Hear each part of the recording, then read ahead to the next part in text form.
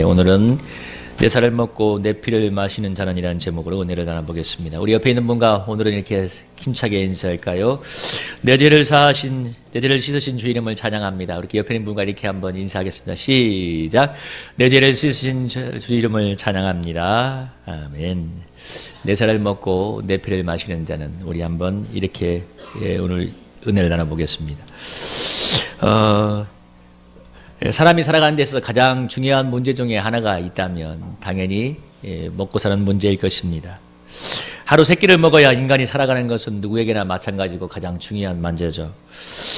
마찬가지로 우리가 영적으로 살아가려면, 영생하려면 영의 양식인 예수님을 먹어야 된다고 오늘 본문이 말하고 있습니다. 오늘 본문에 보면 이스라엘 백성이 광야에서 만나를 먹어서도 죽었다고 얘기하죠. 49절에 보면 이스라엘 백성이 광야에서 40년간 하늘에서 내려오는 만나를 먹고 살았지만 그들은 죽고 말았습니다. 우리가 육의 양식인 음식을 먹어야 되는 것은 살기 위해서 너무나 당연한 것인데요. 그래서 우리가 살아가는 데서 가장 중요한 문제 중 하나는 먹고 사는 문제고, 개인도 회사도 나라도 이 문제 때문에 그야말로 절치부심하고 있습니다. 그러나 이렇게 사람들은 열심히 먹고 살아가지만 어떤 면에서 하루하루 죽어가는 인생을 살아가고 있습니다. 우리가 태어나면 죽는다는 사실을 부인할 사람이 누가 있겠습니까? 우리가 하루하루 산다는 것은 어쩌면 또 하루하루 죽어간다는 의미하고 똑같을 것입니다. 그래서 우리에게 육의 양식도 필요하지만 영원히 사는 영생의 양식은 더 필요한 것입니다. 보통 영생하면 대부분 어떻게 생각하나요? 죽어서 가는 천국, 죽어서 천국에 들어가서 영원히 사는 것, 이렇게 많이 생각하죠. 그러나 영생이란 단순히 죽어서 가는 천국을 말하는 것이 아니라 지금 이 땅에서 예수님을 통해서 그 천국의 삶을 누리는 것을 말하지요. 만약에 여러분 죽어서 가는 게 천국이고 그게 영생이라면, 여러분 우리가 신앙생활 이렇게 힘들게 할 필요가 없이 죽을 때쯤에 다들 회개하고 그리고 천국에 가면 되지 않겠습니까? 그러나 영생은 죽어서 가는 천국만을 말하는 것이 아니라 지금 예수님 때문에 천국의 축복을 누리는 것을 말합니다. 예수의 생명이 무엇인가? 우리가 배고플 때 밥을 먹으면 만족이 오고 기쁨이 오고 살림이 생기는 것입니다. 마찬가지로 예수의 생명을 먹게 되면, 예수님의 떡을 먹게 되면 우리 영혼에 만족이 오고 기쁨이 오고 살림이 생겨납니다. 그러나 이것은 밥 먹을 때 오는 기쁨, 우리가 이 세상에서 즐기는 여러 가지 삶이 세상에 통해서 누리는 기쁨과 만족, 살림과는 다른 것입니다. 물론 여러분, 우리가 이 세상에서의 주는 음식을 먹으면 기쁨이 오기도 하고, 여행을 가면 그것이 마음에 즐거움을 주기도 하고, 소위 말하는 힐링을 주기도 하지요. 그러나 예수 안에 있는 만족과 기쁨은 이런 차원과는 비교도 할 수 없이 차원이 다른 것입니다. 예수님 안에 있는 만족과 기쁨이 이 세상에서 누리는 만족과 기쁨과 크게 차이가 없다면 우리 여러분들이 이렇게 구태여 힘들게 신앙생활 할 필요가 없겠지요. 이 세상과 비슷한 삶이라면 그렇게 구태여 어렵게 힘들게 신앙생활 할 필요가 없는 것입니다. 예수 안에 있는 생명이 우리가 밥을 먹고 유지하는 육신의 생명과는 너무나 완전히 차원이 다른 것입니다. 여러분, 육신의 생명, 우리의 육신은 너무나 많은 제약과 제한이 있습니다. 여러분, 몸이 아프면 아픈 대로 제약을 가지고 있고, 삶의 환경이 힘들면 힘든 것으로 인해서 모든 제약을 가지고 있습니다. 여러분, 우리가 살아가는 죄로 인해서 이제 하나님과 멀어진 세상은 얼마나 결핍이 많습니까? 그래서 사람들이 다 살아가는데 허덕이지 않습니까? 힘든 삶의 환경으로 인해서 괴로움과 스트레스를 받지 않는 사람이 누가 있을까요? 우리 육신은 힘들면 힘들다고 반응하고 어려우면 어렵다고 반응하는 것이 정상인 것처럼 여겨집니다. 그렇잖아요. 우리가 힘들면 힘들다고 반응하고 어려우면 어렵다고 반응하는 것이 당연하고, 또 그래서 우리가 이 결핍이 많은 세상을, 결핍과 고난이 많은 세상을 살면서 사람들의 마음이 다들 고달퍼하고 힘들어합니다. 그러나 우리 여기서 오늘 말하는 예수님의 생명, 영생은 우리 단순히 상황이 좋아서 기뻐하고 감사하고 만족한 것이 아니라 힘든 상황에서 기뻐하고 감사할 수 있는 생명입니다. 내가 의지를 들여서 어거지로 무식으로 나는 감사해 기뻐해 하는 것이 아니라 내 안에는 예수의 생명이 주시는 그 충만한 감사와 기쁨이 나를 사로잡기 때문에 광야 같은 세상을 살면서도 만족감과 기쁨이 넘치는 삶을 살아갑니다. 여러분, 이게 주님이 주고자 하는 영생입니다. 제가 예수님을 믿기 전에 마음의 상태를 한번 설명해 보라면 이렇게 설명할 수 있을 것 같아요. 만약에 가을날 낙엽이 다 떨어지고 가지만 앙상이 남은, 정말 겉으로 보기에는 죽은 거와 다름이 없는 그런 나뭇가지 같은 상태가 저의 마음의 상태였는데요. 왜냐하면 너무 사는 게 고달프니까 마음에 기쁨이 없는 겁니다. 그래서 고등학교 졸업식 때 찍은 사진을 제가 한 번씩 가끔 요즘은 찾지도 못했는데요. 보면은 분명히 웃는 사진을 찍었는데 제가 보면 약간 우는 사진처럼 보여요. 그만큼 마음에 기쁨이 없었다는 거죠. 그러나 이제 제가 찍은 사진을 보면 참 얼굴에 웃음이 있고 예수님 때문에 기쁨과 감사가 제 마음에도 느껴집니다. 제가 하루 20시간 내내 기뻐하고 감사한다고 말하는 것은 아닙니다. 그러나 대체로 저의 삶은 감사함과 기쁨이 많이 있습니다. 이유는 제 안에 예수님이 있기 때문에 그런데요. 제가 예수님 믿기 전보다 상황이 엄청나게 좋아져서 환경이 엄청나게 좋아져서 그런 차원은 아닙니다. 분명히 예수님 믿기 전보다 어려웠던 환경은 평안의 환경으로 바뀐 것은 사실이지만 그러나 오늘 제가 상대적인 시각으로 현재의 상황을 비교하기 시작한다면 아마 감사보다는 짜증이 많이 날 것입니다. 여러분 저는 목회자니까 얼마나 교회를 많이 바라보겠습니까? 근데 우리 서울 시내에 큰 교회가 얼마나 많이 있습니까? 만약에 제가 큰 교회만 바라보고 부러워하기 시작한다면 아마 하루도 지옥같이 하는 날이 없을 것입니다. 그러나 비록 우리 교회가 작은 상가교회일지라도 이 안에 계신 예수님, 내가 만나는 예수님 때문에 기쁨이 있기 때문에 그래서 마음의 기쁨과 여유와 행복이 있습니다. 얼마 전 금식기도 중에 전도를 하러 갔는데 3일째 전도하러 갔어요. 근데 그날은 3일째니까 상당히 좀 몸이 힘이 들었습니다. 근데 전도하다 보는데 마음에서 이런 마음이 올라오기 시작했습니다. 참 제가 금식을 여러 번 해봤는데 그런 경험은 처음이었어요. 뭐냐면 이런 기도가 올라오는 거예요. 하나님 금식할 수 있어서 감사합니다. 근데 그거에 내가 의식적으로 노력한 게 아니라 제 속에서 성령님이 그런 기도를 제 마음에 막 부어주기 시작하더라고요. 그래서 어거지로 의식적으로 막 금식해서 힘든데 감사한 것이 아니라 하나님 금식할 수 있어서 감사합니다 하는데 정말 금식 중인데 너무나 말로 할 수 없는 감사함과 기쁨이 제 마음에 그냥 물처럼 하나님께서 밀어 올려 주셨습니다. 그래서 저는 처음으로 정말 이렇게 금식할 때는 참고 금식한다는 생각을 많이 했는데 금식한다고 배가 고프고 힘든 차원이 아니라 금식할 수 있어서 너무나 감사한 참 좋은 경험을 하게 되었습니다. 여러분 만약에 이럴 수 있다면 여러분 정말 형통한 그리스도인이 될 수 있지 않을까요? 물론 기쁜 날에도 감사할 수 있고 기쁘지 않은 날에도 감사할 수 있다면 여러분 정말 형통한 그리스도인이 될 수 있겠죠. 중국 공산화 과정 중에 수용소에 갇혔던 그리스도인이 한 사람이 있었는데 중국에서 있었던 일입니다.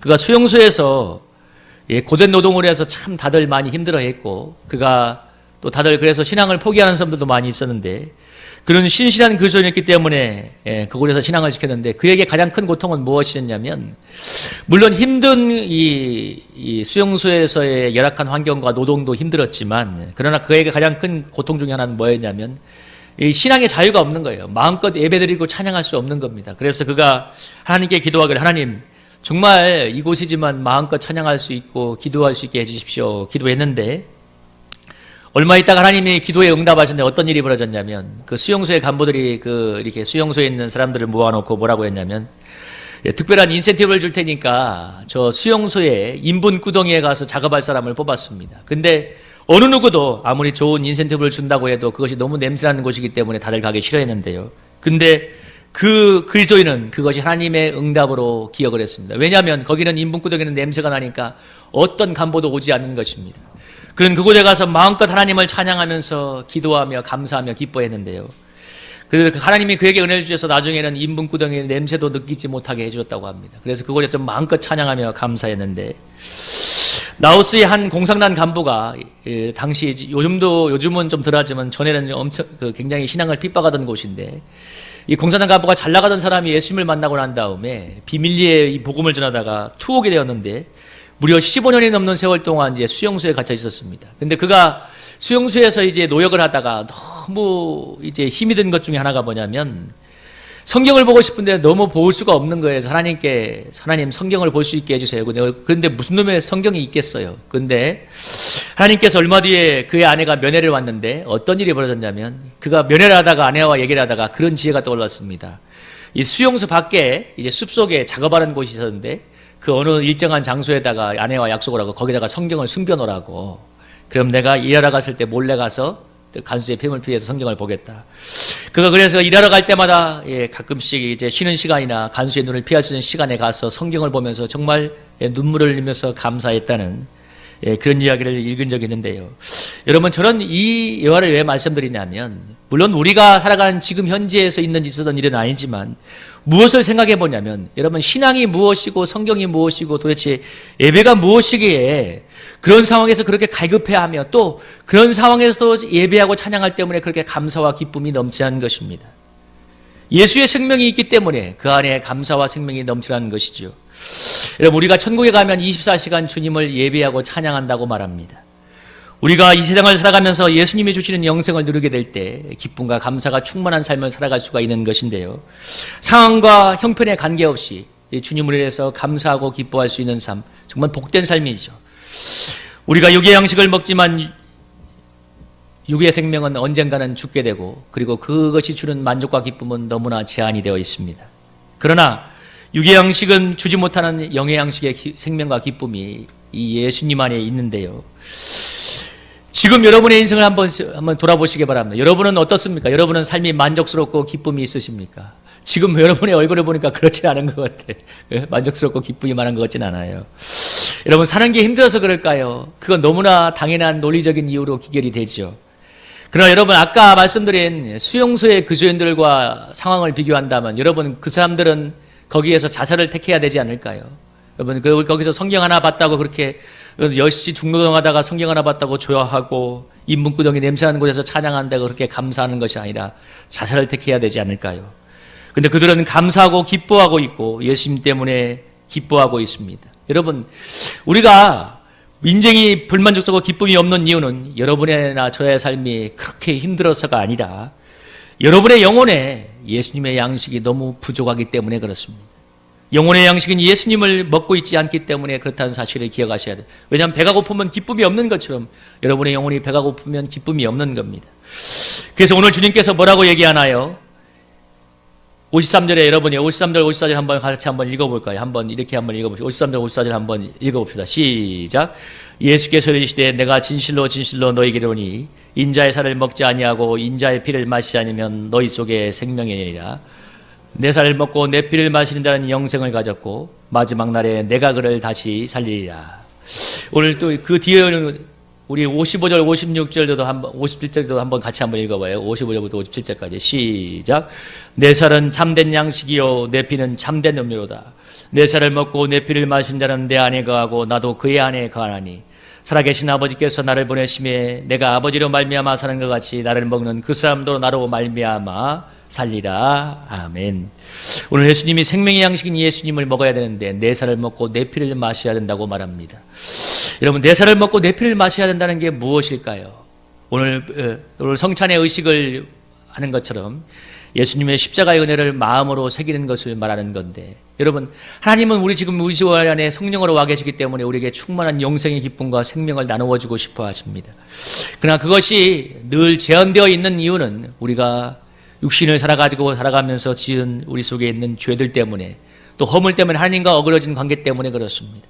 그래서 우리가 날마다 회개하고 예수님의 십자가의 보혈의 능력으로 우리의 심령이 깨끗하게 될 때 우리 안에 계신 성령님께서 우리에게 이 영생의 기쁨을 충만하게 나누어 주는 것입니다.